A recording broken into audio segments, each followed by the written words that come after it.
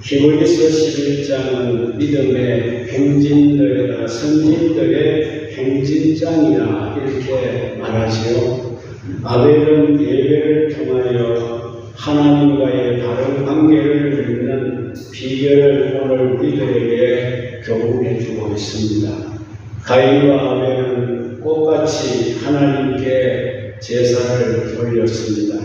가인은 곡물로 제사를 드렸고 아벨은 양의 피로 제사를 드렸습니다. 하나님이 가인의 제사는 하지 않으셨습니다. 왜 그랬을까? 가인은 믿음으로 제사를 드리지 않았기 때문입니다. 그러나 아벨은 하나님 앞에서 믿음으로 제사를 드렸습니다. 그래서 아벨의 제사는 하나님이 받아주시고 하나님이 응답해 주셨습니다. 아벨은 그러면 무엇을 믿음으로 예배를 드렸느냐? 아벨이 믿은 것이 뭐냐? 장차 하나님의 어린 양으로 이 세상에 오셔서 인류의 죄악을 감당해 주시고 죽여주실 하나님의 어린 양 예수 그리스도를 믿는 믿음으로 하나님에게 제사를 드렸다는 것입니다. 그래서 아벨의 제사는 하나님이 받아주신 것입니다. 오늘 믿음으로 제사를 드려야 하나님이 우리 예배를 받아주실 줄로 믿습니다. 믿음이 없이 드리는 예배는 하나님이 받지 않습니다. 예수님은 나의 구주이십니다. 믿어야 됩니다. 예수님은 나의 모든 죄를 대속해 주셨습니다. 믿어야 됩니다. 예수님은 나에게 생명을 부어주어 주신 분입니다. 믿어야 됩니다. 그래서 내가 예수님을 믿음으로 하나님께 예배를 드리는 것입니다. 이렇게 믿고 신앙을 고백하고 예배를 드리는 사람의 그 예배는 하나님이 언제든지 받아주시고 응답하시는 줄로 믿으시기 바랍니다. 그런가 하면 에녹은 우리가 하나님과의 올바른 관계를 나누는 법을 가르쳐 주셨습니다. 하나님과 동행한다는 말의 참된 의미가 무엇입니까? 그 참된 의미를 에녹이 가르쳐 주었습니다. 그리고 또 노아는 하나님을 믿을 수 있는 증거가 있어야 한다는 것을 보여주고 있습니다. 노아는 꾸준히 방주를 지어 대홍수 때를 대비해서 방주를 짓고 믿음으로 자기 식구들이 구원을 얻은 것으로 인해서 하나님의 존재를 그들이 증거해 보여줬다는 것입니다. 예배와 동행과 그리고 증거는 그리스도인의 삶에 반드시 있어야 할 세 가지 덕목이 되겠습니다. 하나님과 바른 관계를 맺지 않으면 하나님과 바른 교제가 이루어지지 않는다는 것을 우리에게 말해주는 것입니다. 우리가 먼저 하나님과의 바른 관계가 되어 있어야 됩니다. 하나님과 바른 관계를 어디서 우리가 배울 수가 있겠습니까? 그것은 오직 예배를 통해서만 바른 관계를 배울 수가 있다는 것입니다. 우리가 하나님과 바른 관계를 배우게 되면 그때부터 비로소 하나님은 우리와 동행을 허락해 주신다는 것입니다. 하나님과 관계가 바로 돼야 하나님이 우리와 동행해 주시는 것입니다. 주일날 우리가 드리는 예배가 그래서 중요하고 또 중요하다는 겁니다. 예배를 통하여 말씀을 듣게 되고 말씀 안에서 하나님과 교회를 나눔으로써 가장 중요한 하나님과의 관계를 우리는 배우는 것입니다. 뿐만 아니라 교제가 없으면 증거가 나타날 수가 없습니다. 하나님과 지속적이고 신실한 교제가 없는 사람은 하나님을 증거할 도리가 없다는 것입니다. 나도 잘 알지 못하는 사람을 다른 사람에게 내가 어떻게 그 사람을 소개할 수가 있겠습니까? 나도 모르는데.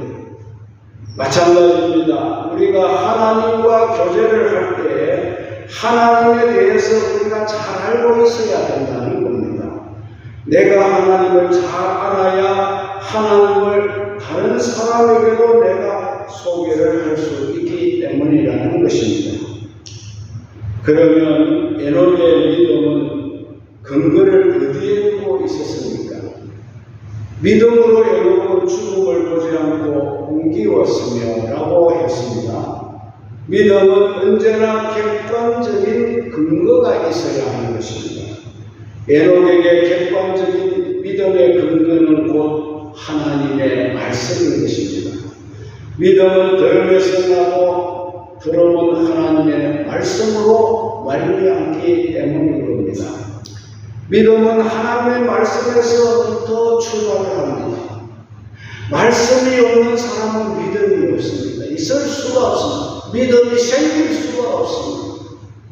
그래서 에녹은 유다서 1장 14절에 보면은 에녹이 하나님으로부터 종말에 관한 말씀의 계시를 받았다는 말씀이 나옵니다. 아담의 칠세손 에녹이 사람들에게 대하여 예언하여 이르되 보라 주께서 수많은 거룩한 자와 함께 임하셨나니 이는 무사람을 심판하사 모든 경건치 않는 자들의 경건치 않게 행한 일과 또 경건치 않는 죄인의 주께 거스려 한 모든 각박한 말을 인하여 저희를 정죄하여 하신다고 했습니다. 에녹은 하나님의 말씀을 예언하는 예언자가 되었습니다. 예언자의 기능은 하나님으로부터 받은 그 하나님의 말씀을 전달하는 것이 예언자의 기능입니다. 이는 곧 오늘날 설교자의 기능과 같은 겁니다. 설교자도 언제나 하나님으로부터 받은 말씀으로 설교를 해야 합니다. 자기 경험이나 자기 지식이나 세상 이야기를 소재로 설교하는 것은 그건 설교가 아닙니다. 연설이지. 설교자는 오직 성경에 근거해서 하나님의 말씀에 근거해서 하나님의 말씀을 전해주는 것이 설교이라는 것입니다. 에녹은 하나님이 말씀하시는 계시 가운데서 주께서 임재하신다는 것을 말씀했습니다. 보라 주께서 거룩한 자들과 함께 임하셨나니 주님은 그 시대에 임재하셔서, 임재가 뭡니까? 주님이 오신다는 말이죠. 오셔서 무사람들을 심판하겠다 이렇게 경고를 하셨습니다. 그러면 그 시대의 사람들을 하나님은 왜 심판을 했을까? 에녹 시대의 사람. 하나님이 그 시대의 사람들을 심판하셨던 것은 두 가지 이유가 있었습니다.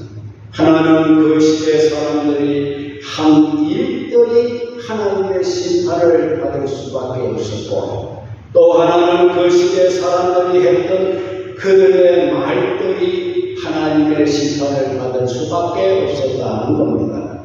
많은 사람들이 마음에 가득한 것을 입으로 토해냅니다. 그래서 어느는 그 사람의 인격이라고 말하지 않습니까? 그 시대의 사람들의 부패성은 그들의 행위와 그들의 은혜를 통해서 나타내 보여주었고 하나님은 그것을 듣고 하나님이 인간을 심판하기로 결정하셨다는 겁니다. 그래서 하나님은 에녹에게 그 시대의 사람들을 심판하시겠다는 메시지를 하나님이 주시게 된 겁니다. 에녹은 하나님이 하신 심판의 말씀을 그대로 믿었고 그 말씀을 사람들을 향해서 선포했습니다. 만약 설교자가 자기도 믿기지 않는 말씀을 사람들에게 전한다라면 얼마나 큰 모순이겠습니까, 여러분? 저도 자기도 믿기지 아니하는 하나님의 말씀을 다른 사람들로 하여금 믿으라고 이렇게 증거할 수 있겠습니까? 그러나 에녹은 하나님의 말씀을 그대로 믿었고, 그래서 심판에 대한 예언의 말씀을 그 시대의 사람들을 향하여 가감없이 전파하게 되었던 것입니다. 하나님이 반드시 이 시대를 심판한다고 경고했습니다. 그때 에녹은 하나님의 말씀을 통하여 이제 하나님과 동행하는 삶으로 들어가게 됩니다. 현대인들이 심각한 부도덕 속으로 빠져드는 이유가 어디에 있습니까? 한마디로 그들은 하나님의 심판을 두려워하지 않고 심판을 믿지 않기 때문이라는 것입니다. 만약 하나님의 심판을 믿지 않는 사람들에게 하나님의 심판의 말씀이 그 속에 들어가게 된다면 그 사람들의 모습이 어떻게 변화될지 우리는 알 수가 없습니다. 하나님을 두려워하고 자신의 삶을 하나님 앞에 드러내고 새롭게 하는 작업에 그들은 박차를 가하게 될 줄로 믿습니다. 심판은 인간의 삶을 새롭게 창조하는 힘이 있는 것입니다. 참으로 우리가 하나님의 심판을 믿는 사람이라면 변화되지 않을 수가 없습니다. 에녹은 65세에 아들을 낳고 그 이름을 머두셀라라고 지었습니다. 머두셀라라는 이 말은 창을 던지는 사람이라 그런 뜻입니다. 창을 던지는 사람. 그 당시 시대에는 마을과 마을 사이에 이 전쟁, 싸움이 많았답니다. 그래서 마을마다 마을 어디에 망대를 짓고 거기에 창을 잘 던지는 사람으로 하여금 마을을 지키도록 했다고 합니다. 사람들은 다른 마을을 공격을 할 때에 먼저 창을 던지는 사람부터 없애버리면 그 마을에 남아있는 사람들을 쉽게 소탕하고 점령하게 된다는 것입니다. 그래서 머두셀라라는 이름에는 언제나 이런 심판의 경고를 담고 있다는 것입니다. 창을 던지는 자가 죽으면 심판이 온다. 마을이 망하게 된다. 세상이 망하게 된다는 것입니다. 어느 날 하나님이 에녹을 불렀습니다. 에녹아, 하나님, 이 세상이 아주 악해졌지. 그렇습니다, 하나님. 나는 그래서 이 세상을 이제 심판을 해야 되겠다. 내가 말하는데 내가 너에게 이 세상이 곧 심판을 받게 된다는 사인을 하나 주겠다. 그래서 너에게 아들이 태어날 것이니 그 이름을 머두셀라라고 지어라. 그래서 에녹이 하나님의 계시를 받은 대로 아들의 이름을 머두셀라로 지었습니다. 머두셀라가 무슨 뜻이라고요? 창을 던지는 사람이라는 뜻입니다. 이 창을 던지는 사람이 죽으면 세상에 심판이 온다는 거예요. 에녹이 아들 머두셀라를 바라볼 때마다 하나님의 심판을 기억하게 되었습니다. 창세기 5장 22절에 에녹은 65세에 머두셀라를 낳고 머두셀라를 낳은 후에 300년을 하나님과 동행하며 자녀를 낳았으며 라고 했습니다. 에녹이 머두셀라를 낳기 전에는 하나님과 동행을 했다는 말이 한 번도 없습니다. 머두셀라를 낳은 후부터 300년을 하나님과 동행을 했다라는 말씀이 나옵니다. 에녹은 아들을 통하여 하나님의 심판에 관한 엄숙한 진리를 그가 깨닫게 된 것입니다. 그래서 그는 즉시 하나님과 동행하는 삶 속으로 들어갈 수가 있었던 것입니다. 하나님은 우리도 심판하시게 될 것입니다. 이 세상도 심판하게 될 것입니다. 우리의 삶은 하나님 앞에서 반드시 심판이 있다는 걸 믿으시기 바랍니다. 한 번 죽는 것은 사람에게 정한 것이요 그 후에는 심판이 있으니 누구에게든지 심판이 있습니다. 그래서 하나님의 심판의 교훈을 깨닫게 될 때에 우리도 에녹같이 우리 자신의 삶을 즉시 고치고 하나님과 바른 교제의 삶으로 전환하게 될 줄로 믿습니다. 그러면 과연 머두셀라가 죽은 후에 하나님이 하신 예언대로 그대로 세상이 그 시대가 심판을 받았던가? 여러분도 궁금하고 저도 궁금합니다. 여러분, 그렇습니다. 심판받았습니다. 머두셀라가 죽은 후에 하나님의 심판은 임했습니다. 창세기 5장 25절에 머두셀라는 187세에 라멕을 낳았다고 했습니다. 그리고 창세기 5장 28절에 라멕이 182세에 또 노아를 낳았다고 했습니다. 노아는 머두셀라의 손자입니다. 노아가 태어날 때 머두셀라의 나이가 몇 살이었을까? 머두셀라의 나이에다가 라멕의 나이를 더해보면 그 나이가 나옵니다. 369세였습니다. 자, 창세기 7장 11절에 보면 노아 600세 되던 해 2월 9 그날 17일이라 그날에 큰 기쁨의 샘이 터지고 하늘의 창이 열려 40주야를 비가 땅에 쏟아졌다고 했습니다. 노아가 600세 되던 해였고 머두셀라의 나이는 969세였다고 했습니다. 노아 홍수 심판은 머두셀라가 969세인 머두셀라의 마지막 인생의 해를 맞는 그 해에 노아 홍수가 터지게 된 줄로 믿습니다. 그래서 홍수로 말미암아 그 시대의 세상이 심판을 받았습니다.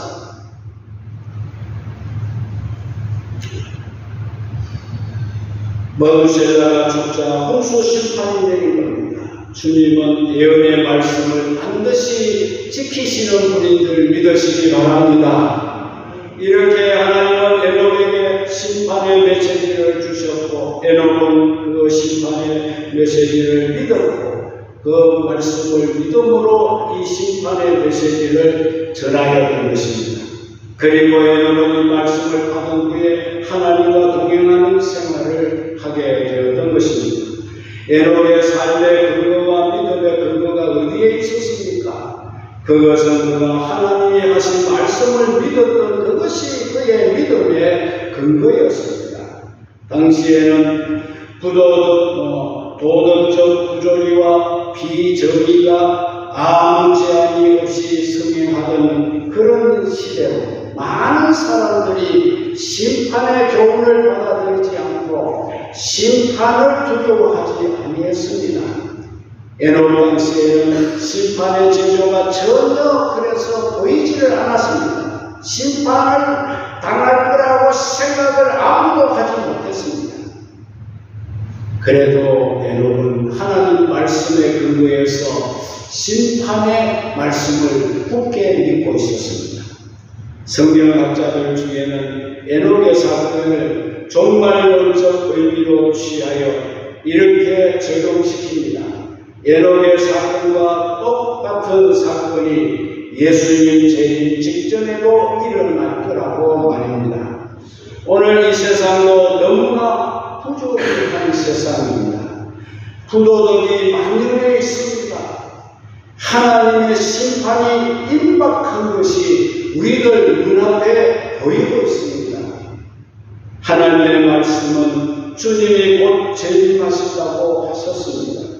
세상에서 주님께서 이 세상을 심판하시기 전에 하나님이 사랑하는 성도들은, 말하자면 예수를 잘 믿는 성도들은 주님이 공중으로 이끌고 올라가실 거라고 약속하셨습니다. 주께서 호련과 천사장의 손과 하나님의 마파로 친히 하늘로 쫓아 강림하시리니 그리스도 안에서 죽은 자들이 먼저 일어나고 그 후에 우리 살아남은 자도 저희와 함께 구름 속으로 끌려 올려 공중에서 주를 영접하게 하시리라.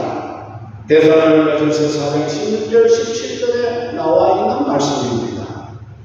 마지막 심판 직전에 주를 믿는 그리스도인들은 공중으로 휴거하게 된다는 말씀인 줄로 믿습니다.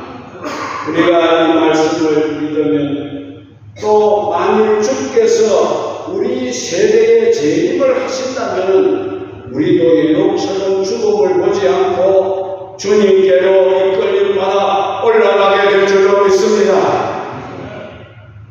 만일 우리가 그렇게 주님을 만날 수만 있다면 이 얼마나 멋지고 놀라운 광경이 되겠습니까? 여기 앉아 계시는 여러분들이 다 이런 복을 받으시기를 바랍니다.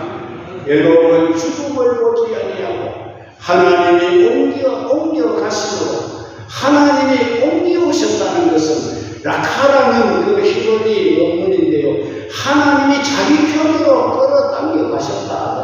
여러분들은 마지막 때에 하나님이 당신의 편으로 여러분을 이끌어 가실 수 있는 복된 성도가 되시기를 축원합니다.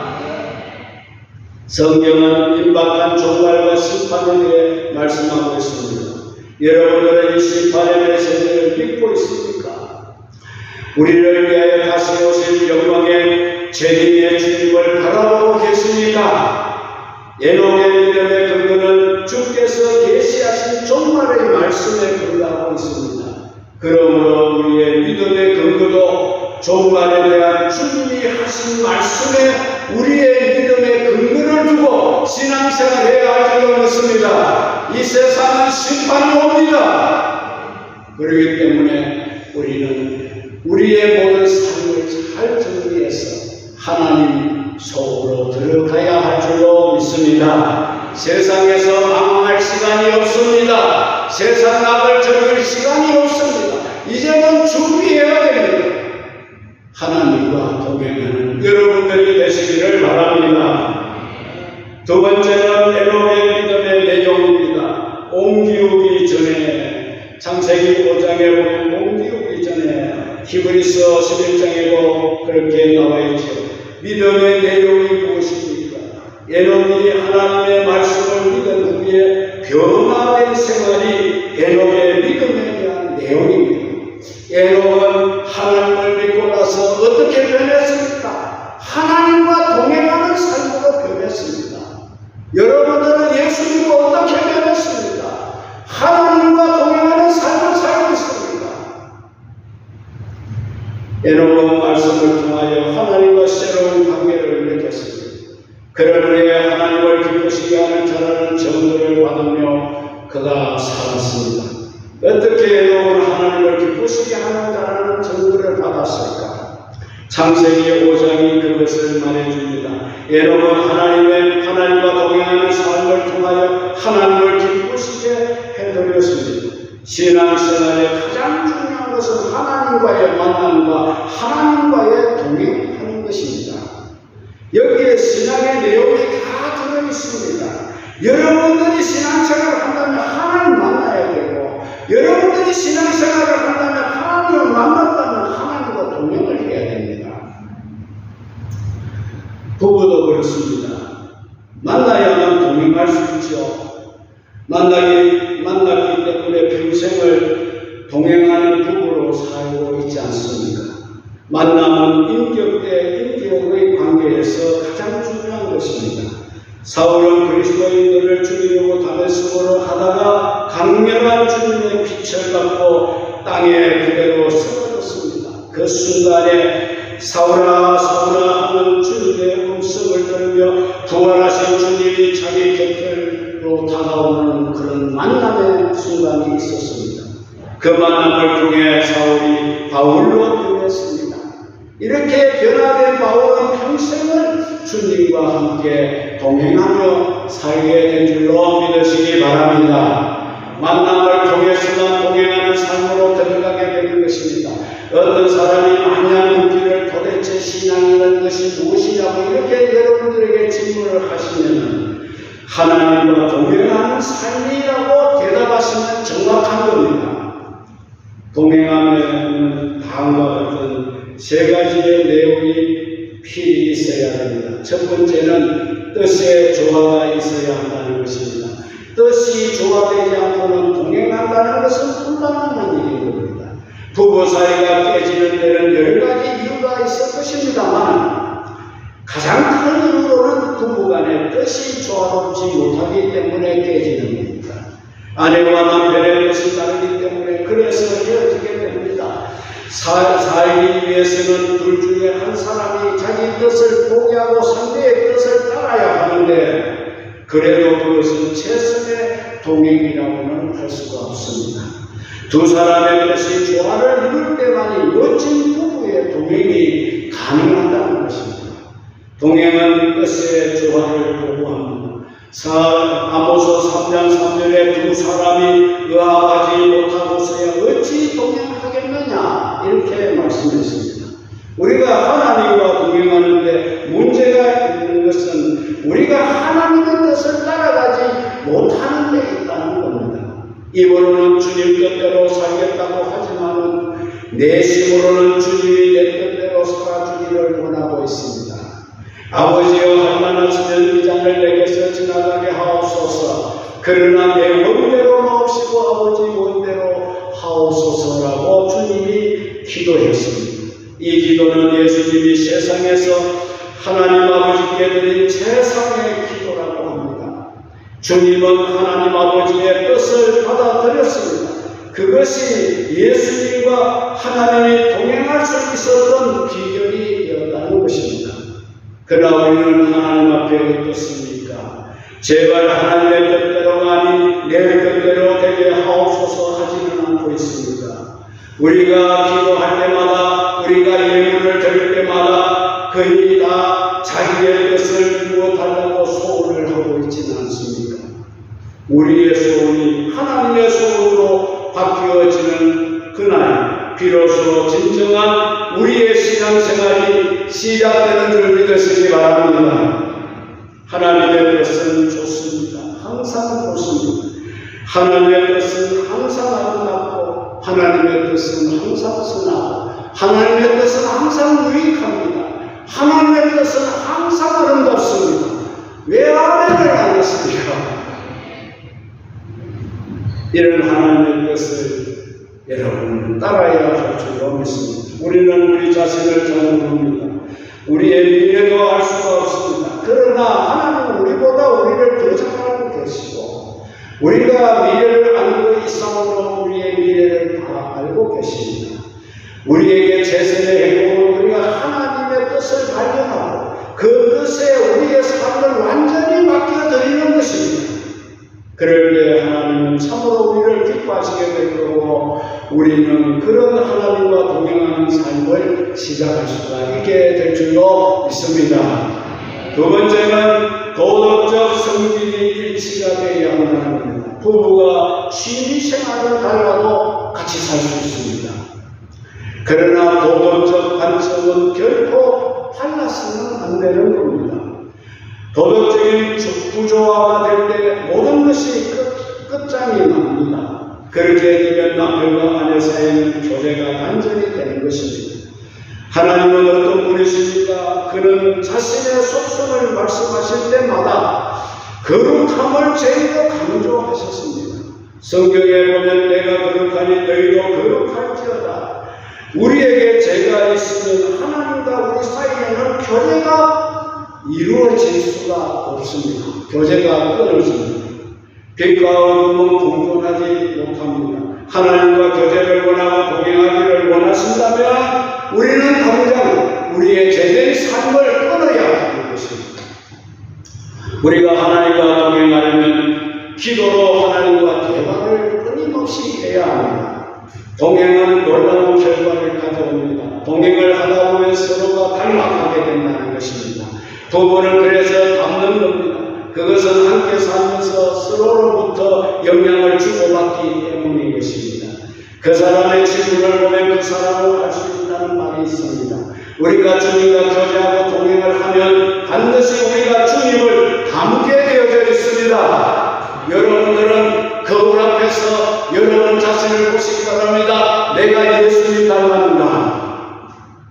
여러분, 외모를 닮았다는 말이 아닙니다. 성품이 주님을 닮게 되어 있습니다. 할렐루야. 이것이 바로 동행의 내용인 것입니다. 날마다 주님과 동행하던 에녹에게 하나님이 말씀하셨습니다. 에녹아, 오늘은 준비를 잘하고 나오느라 나와 같이 오늘은 먼 산책을 떠나야겠다. 그리고 주님은 에녹을 데리시고 하늘나라로 승천해 올라갔습니다. 여러분도 그렇게 되기를 원하십니까? 우리도 말씀과 기도로 주님과 동행할 때에 주님의 마지막 이 음성을 우리도 듣게 될 줄로 믿습니다. 얘들아, 이제 가자. 딸들아, 가자. 아들들아, 가자. 이제 때가 왔다. 에녹을 옮기시던 그 하나님이 여러분들을 옮겨 가시게 될 줄로 믿습니다. 믿음으로 산 사람만이 믿음으로 죽을 수 있습니다. 어떤 사람은 말합니다. 나는 예수를 일찍 믿지 않고 내가 죽을 그 임시에 가서 내가 바짝 예수 믿고 이제 천국 갈란다. 그럽니다. 여러분, 말대로 그것이 잘 됩니까? 안 됩니다, 여러분. 잘 믿던 사람도 임종돼 보면은 그때는 정신을 다 잃어버려요. 이 생과는 막 완전히 단절이 돼요. 내가 가서 불러도 몰라. 목사가 왔습니다 해도 몰라. 그때는 육과 영이 분리되는 순간이에요. 그때 무슨 자기가 예수를 믿는다고 할 수 있겠어요? 그런 일은 자기 마음대로 되는 게 아닙니다. 믿음으로 살기 아니하고 믿음으로 죽는다는 것은 불가능합니다. 기도하지 않던 사람이 갑자기 하려고 하면 기도가 잘 됩니까? 죽음의 순간은 획일적일 수가 없습니다. 아벨처럼 죽을 수도 있고 에녹처럼 돌림받을 수도 있습니다. 그러나 우리가 죽음을 맞을 때 어떻게 죽는가가 그게 참 중요한 겁니다. 믿음으로 죽어야 됩니다. 믿습니까? 믿음으로 천국으로 옮겨가시기를 바랍니다. 하나님은 모든 백성들의 죽음을 귀하게 보십니다.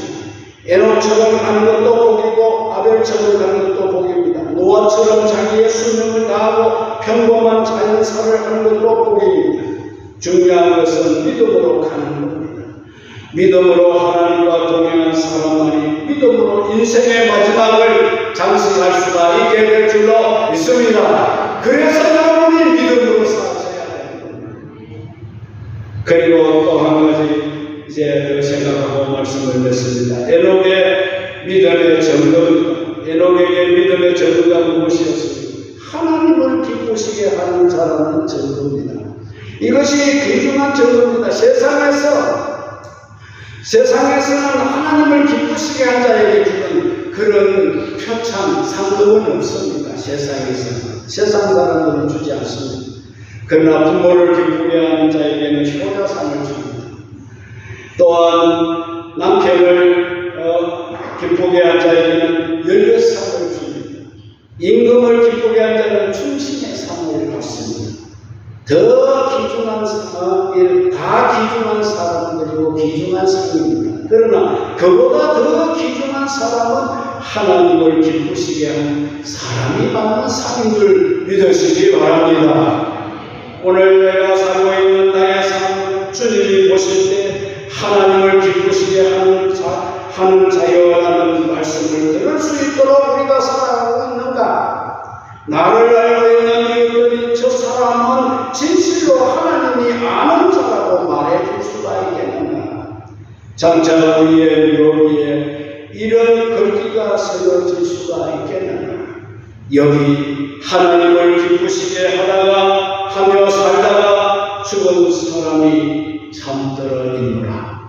여러분들의 묘비에 이런 글이 새겨지기를 주의 이름으로 축원합니다. 하나님을 기쁘시게 하다가 여러분이여 하나님이 데려가심으로 세상에 있지 아니하는 그런 복된 삶을 잘 마무리하시기를 주의 이름으로 축원합니다.